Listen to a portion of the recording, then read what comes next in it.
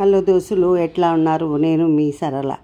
పార్శ్వ ఏకాదశి, ఆషాఢ శుద్ధ ఏకాదశి నాడు యోగ నిద్రలోకి వెళ్ళిన శ్రీ మహావిష్ణువు ఈ భాద్రపద శుక్ల ఏకాదశి రోజున తన భుజము మార్చుకొని మరోవైపుకు తిరిగి పడుకుంటాడని పురాణాలు చెప్తున్నాయి. అందుకే ఈ మార్పునే పరివర్తన అని అంటారు. అందుకే దీనికి పార్శ్వ ఏకాదశి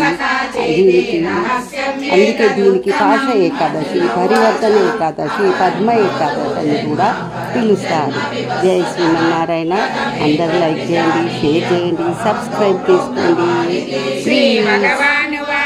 ఈ పరివర్తన ఏకాదశి ఉపవాసం వ్రతం ఆచరిస్తే మంచి ఆరోగ్యం, సిరి సంపదలు, సుఖ సంతోషాలు కలుగుతాయని, సంకల్ప శక్తి పెరుగుతుందని పెద్దలు చెబుతారు.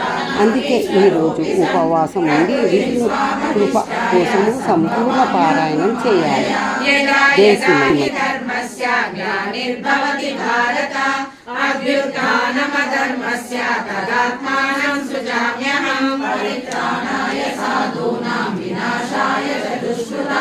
ధర్మ సంస్థాపనార్థాయ సంభవామి యుగే యుగే. జన్మ కర్మ చ మే దివ్యం ఏవయ్యో వేది తత్వతః.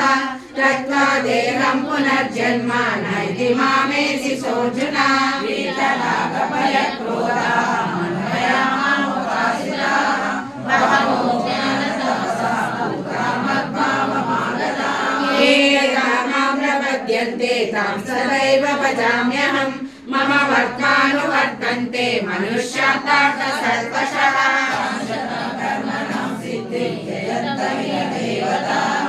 క్షిప్రం హి మనుష్యే లోకే సిద్ధిర్భవతి కర్మజా. చాతుర్వర్ణ్యం మయా సృష్టం గుణకర్మ విభాగశః.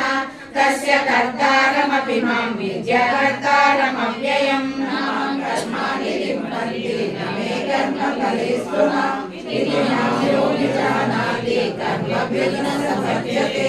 ఏవం జ్ఞాత్వా కృతం కర్మ పూర్వైరపి ముముక్షుభిః. కురు కర్మైవ తస్మాత్త్వం పూర్వై పూర్వతరం కృతం. కర్మ కిమ కర్మేతి కవయో ప్రత్యమోహితాః. తత్తే కర్మ ప్రవక్ష్యామి యజ్ఞ